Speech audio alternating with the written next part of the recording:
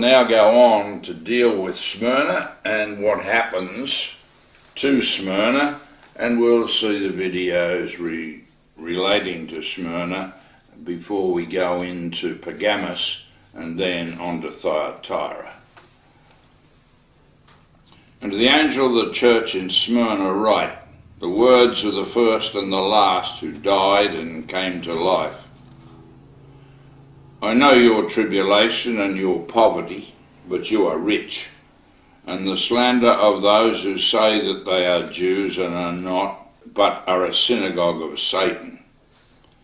Do not fear what you are about to suffer. Behold, the devil is about to throw some of you into prison, that you may be tested, and for 10 days you will have tribulation. Be faithful unto death, and I will give you the crown of life. He who has an ear, let him hear what the Spirit says to the churches. He who conquers shall not be hurt by the second death. Now that's important. This is a promise. This persecution of 10 days was actually 10 years under Diocletian. Now this went through to 309, when Constantine was proclaimed emperor at York. The Quran in the Surah on the Cave works in dealing with this, the period of the 300 years of the persecution, 309 years through to the council and the declaration by Constantine when he became emperor, was important to understand. And the church at Becca, when Qasim was given the Quran, included the understanding of what was happening in the cave over the 309 years of the church under persecution from Smyrna. And it's important that we understand that, and the commentary on the Quran and the cave will give you an understanding of what was happening over the 309 years. So also in 122 and 170 will show you the persecutions begin to unfold. But it was the Roman system that was persecuting the church. And that didn't stop. When the church became the official religion of Rome, the same Roman system, the Curia, went on persecuting everyone who kept the law and the testimony and the temple calendar.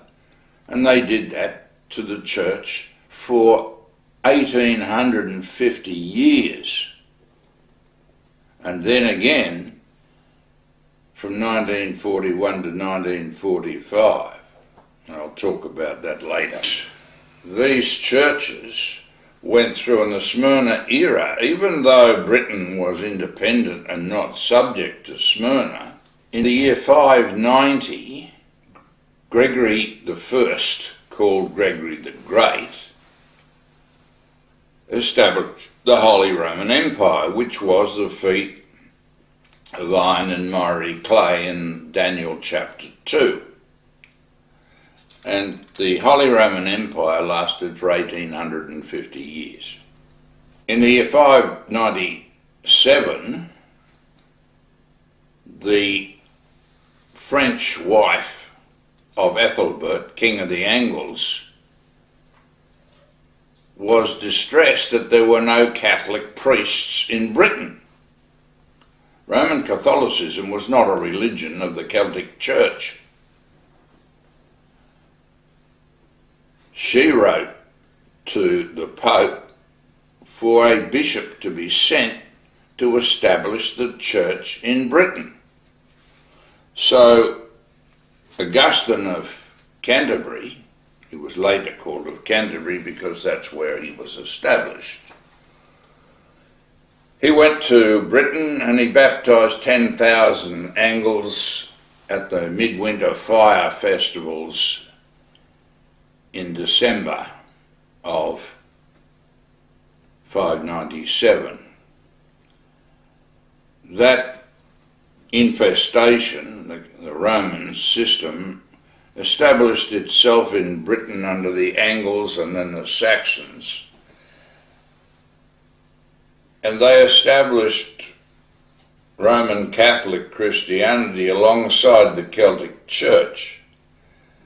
And by 663, they had forced, under the sword of the Anglo-Saxons, forced the Celtic Church to hold a synod at Hilda's Abbey in Whitby, and they then, under force of arms, were forced to go underground. The church was forced to go underground, and that then saw Roman Catholicism intrude into the Anglo-Saxon and Celtic systems right throughout Scotland and England and Wales, to the point where the whole thing was underground and the miseducation of the English-speaking people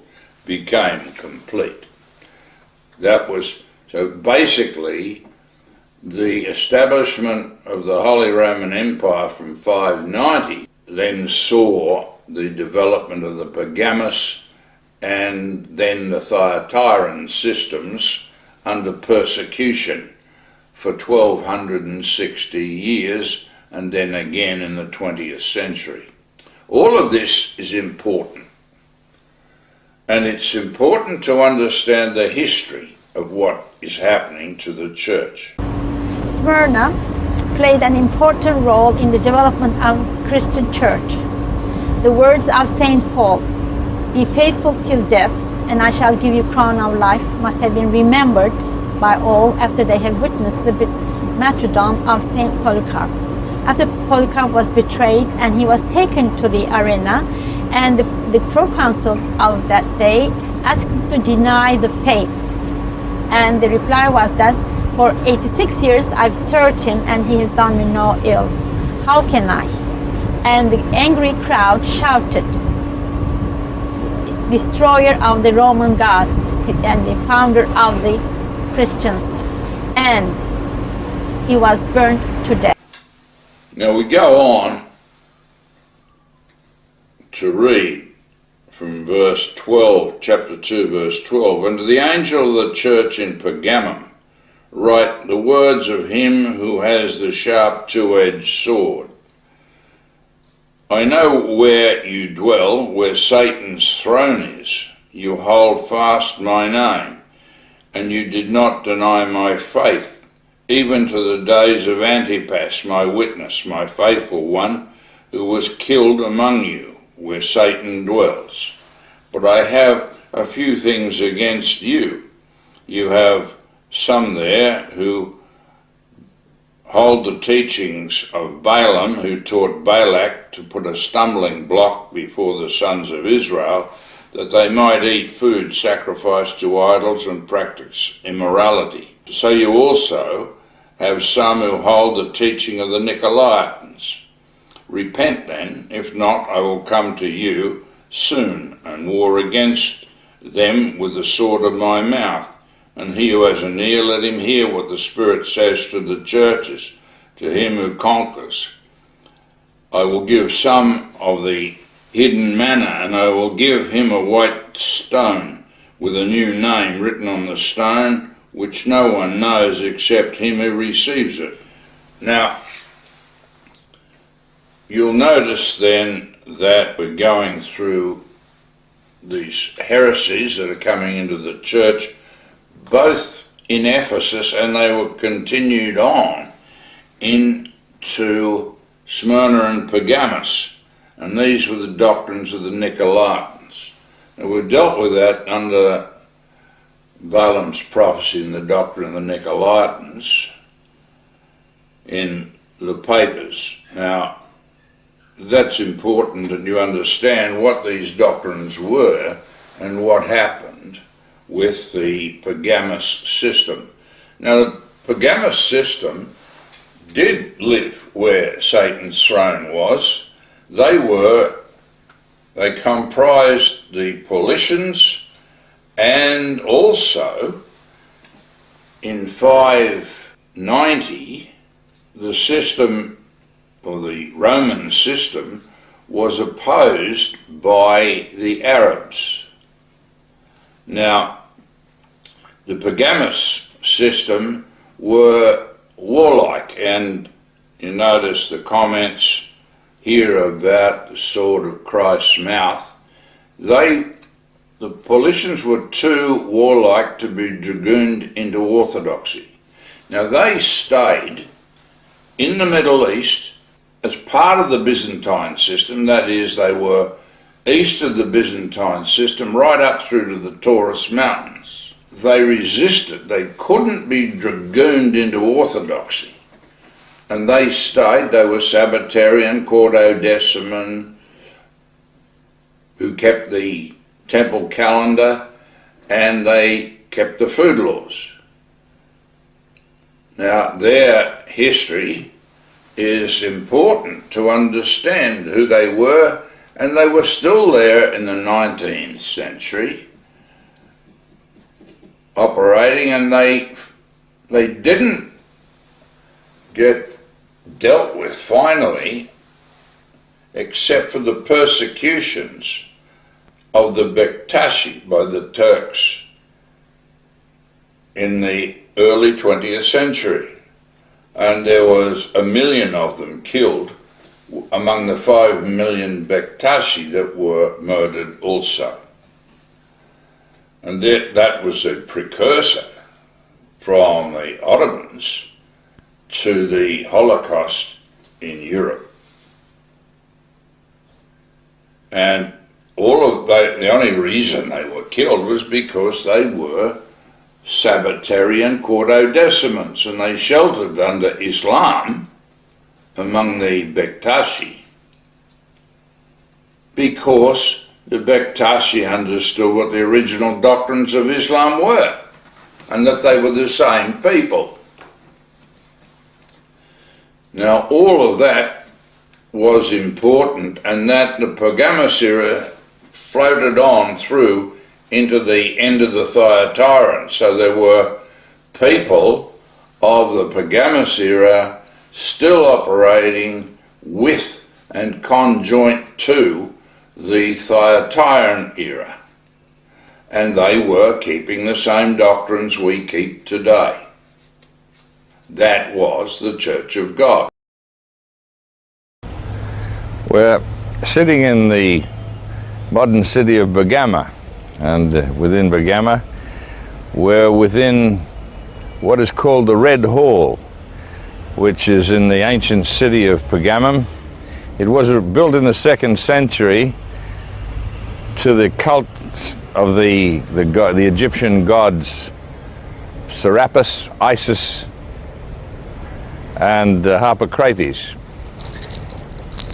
It's termed the Church of the martyr Antipas, and the book of Revelation has much to say about the fact that Antipas was a martyr in the Church of Pergamum.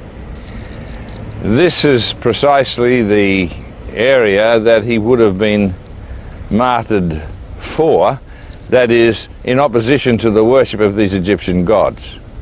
This building was made a church, a Christian church, in the Byzantine period, but many of the ancient Egyptian artifacts, that is the marble floor and the podium for the cult statue, were left intact, and the place where the method of the god speaking, where the priest ascended the position and spoke as the god, in much the same way as was conducted, as we've seen in the healing palaces of Aesculapius here in Pergamum. The oracle was used as a priest speaking on behalf of the god. Now, this is precisely what the martyr Antipas would have been opposed to, and what Christianity would have grappled with. This very ancient building is surprisingly intact, with its red brick artifacts or facade, and there is a lot of very interesting marble work in the surrounds of the ancient church building. It's well worth seeing. But I think that the important thing is that it certainly wasn't the Church of Antipas, and that the martyr Antipas was concerned with opposing and bringing in a new order which changed the cult views of these Egyptian gods and other gods that were worshipped within Pergamum and the other areas of the 7 churches of Asia Minor. Standing here in the temple of Serapis and Isis and other Crates, below me is the crypt of the priests. Now behind me is the podium on which the statue of the god was placed. The priests disguised themselves here and then spoke as though the god was speaking to the statue. They were then able to influence the masses and establish this cult here in the 2nd century.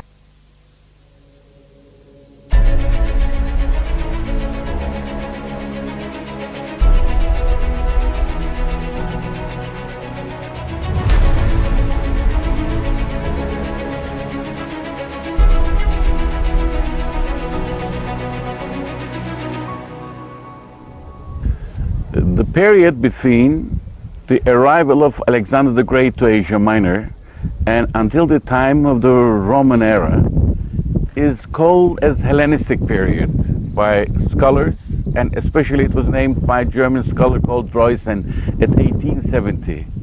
He said that together with Alexander, Hellenic idea was brought into Middle East.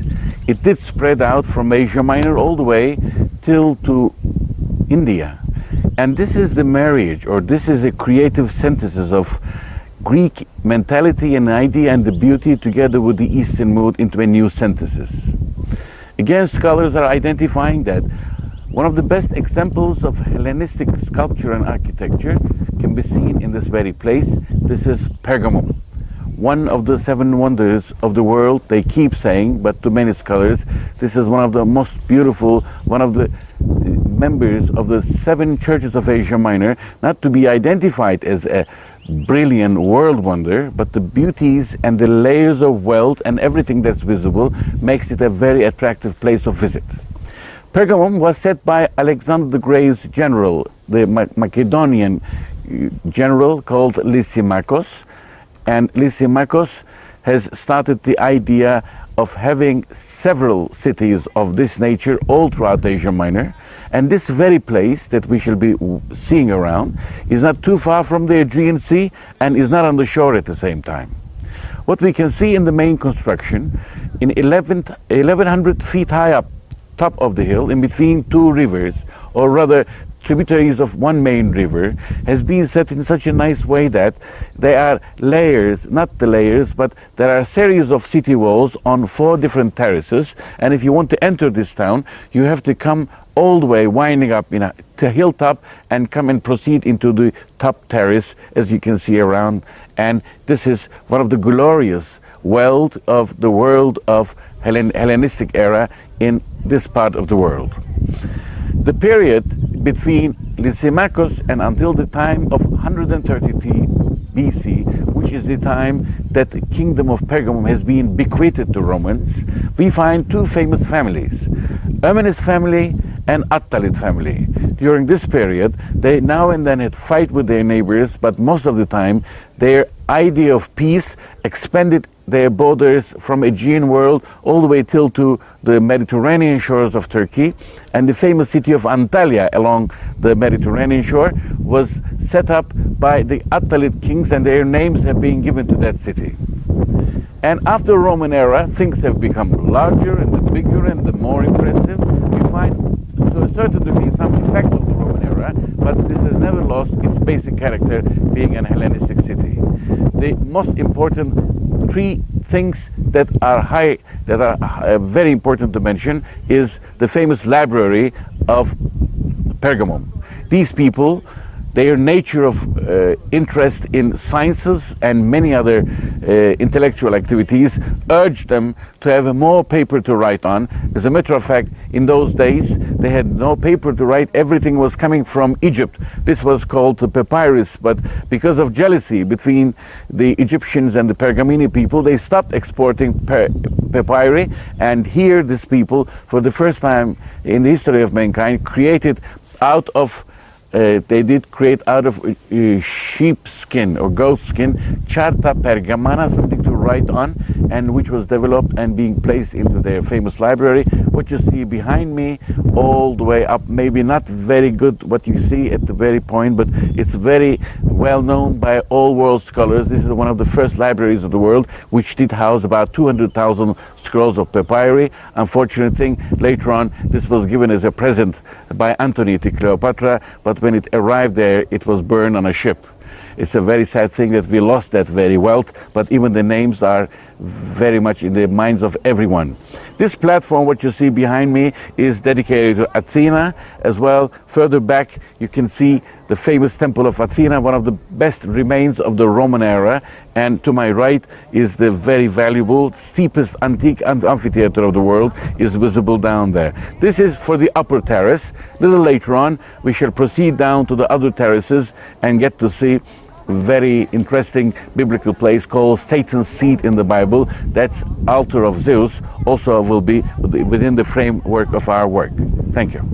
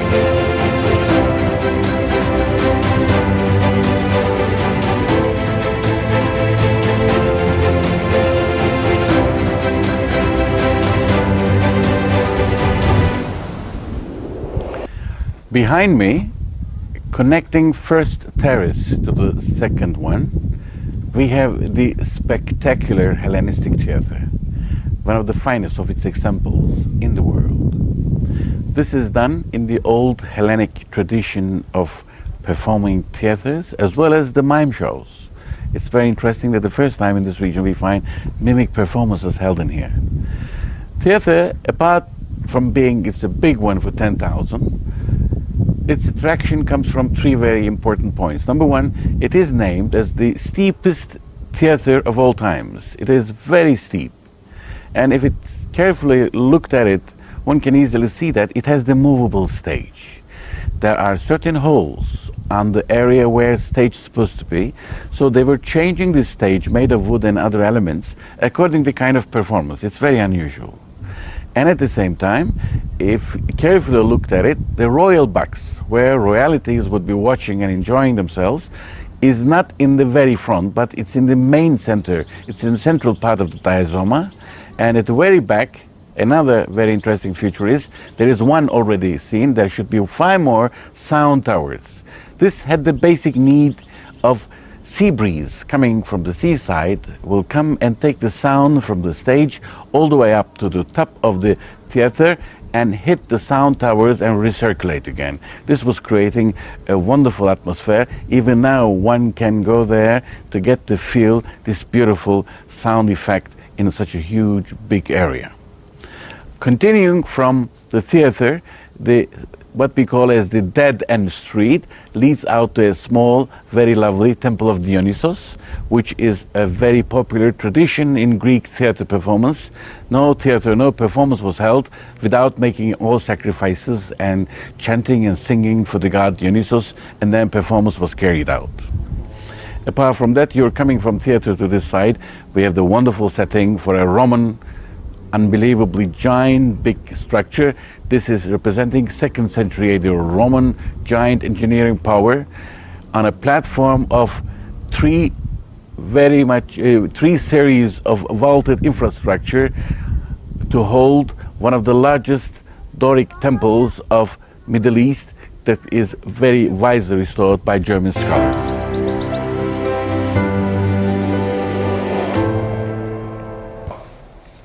Verse 18 continues, "And to the angel of the church in Thyatira write the words of the Son of God, who has eyes like a flame of fire and whose feet are like burnished bronze.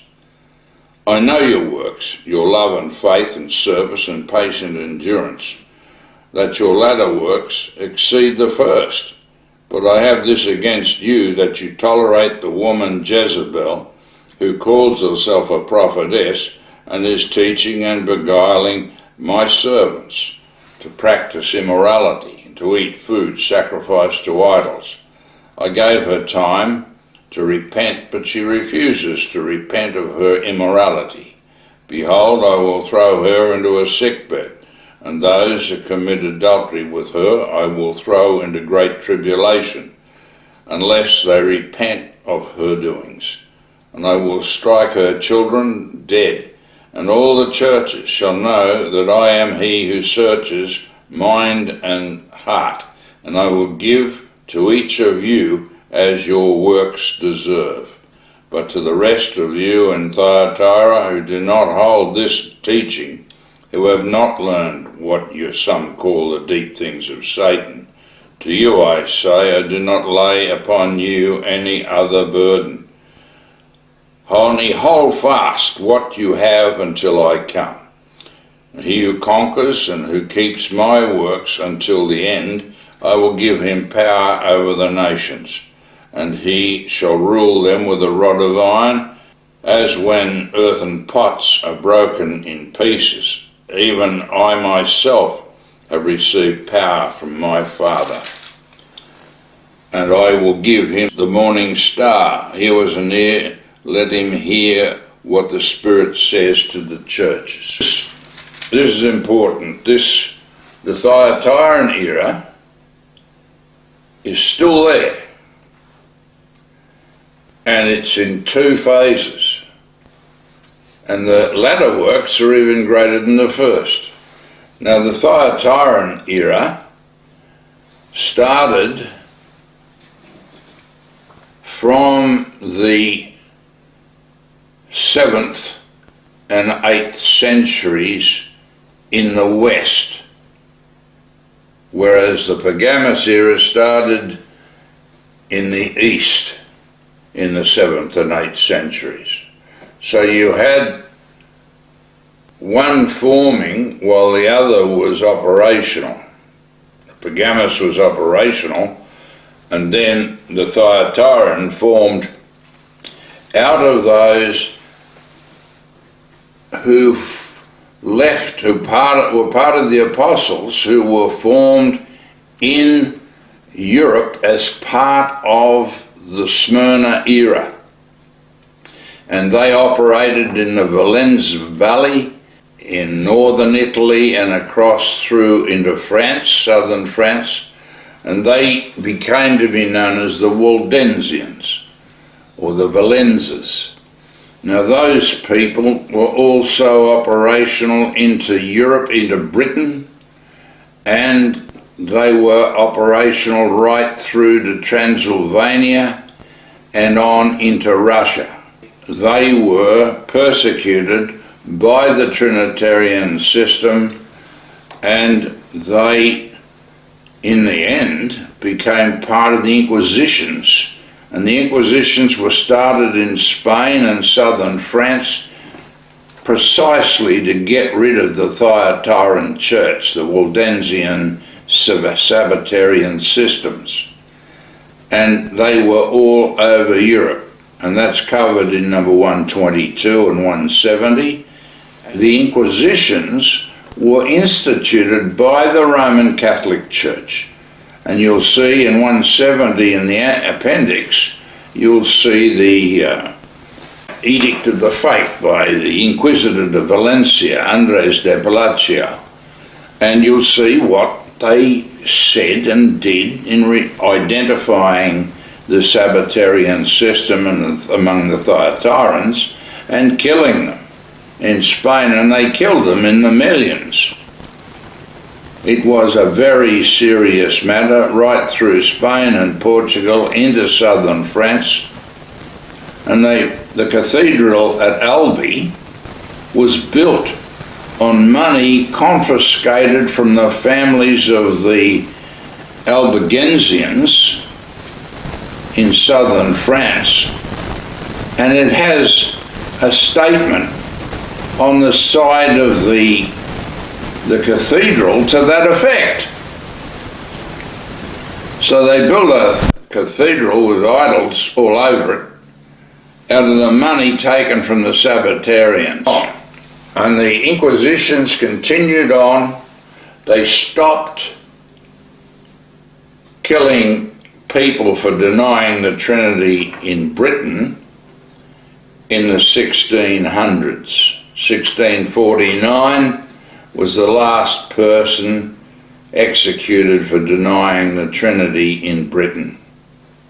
It was so bad in Scotland under Queen Margaret that the Scots transferred all of the Sabbath-keeping doctrines to Sunday just to stay alive. And today, the Sabbath keepers keeping Sunday in Scotland thinks that that's what they always did, when in fact they were originally Sabbath keepers under Aidan of Lindisfarne, who was baptised and trained by Columba, Columcilles, and Columba of Iona. Now that Thyatiran era continued on and was present as the Sabbatarians in Transylvania in 1894, when a small group of them under persecution became Jews. And Rabbi Cohn wrote the works Die Sabbataria in Siebenbergen, ihre Geschichte, Literatur und Dogmatik, which we translated into English as the Sabbatarians in Transylvania in 1998 and published it by CCG Publishing. These people were there operational in the Thyatiran system and its remnants in World War II. In 1180, at the Council of Orleans, they had decided that these Sabbatarian heretics had to be burnt alive.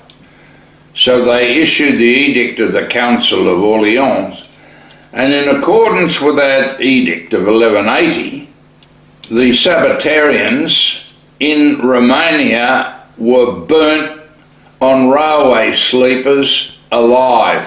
From 1941 to 1945, they were persecuted as Bibelforschers by the Roman Catholic and the Lutheran systems in Germany and all of its occupied territories over that period.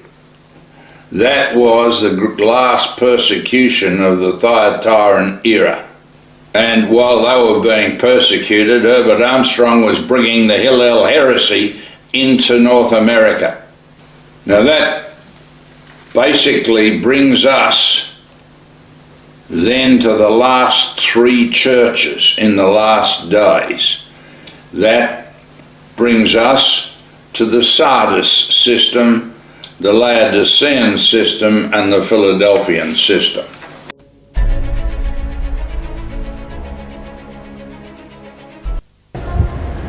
This basilica, the 2nd to the 4th century basilica of Thyatira in the center of the town of Halkisa, is a very ancient structure and was only discovered during the excavations in 1975. It's not very old. I'm wearing a scarf which is made of the madder root system, which was the purple for which Thyatira was quite famous. And this is not made of shellfish as others, but made of madder root. And it was this that Lydia was probably involved with the sale and production of. Let's examine this question of Thyatira and examine the question of the church. How ancient was it? What the promises are given to the Thyatiran church. The Thyatiran is a very important church given its prophecies.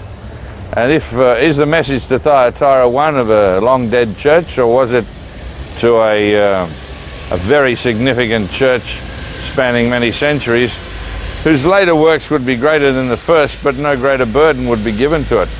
What is the enigmatic phrases relating to this burden and to this work mean? Who is Thyatira? Where is it? What works did it accomplish? What works will it accomplish? Is it still ongoing? Is it left here long dead for centuries? Or is there something else involved in the promise to Thyatira?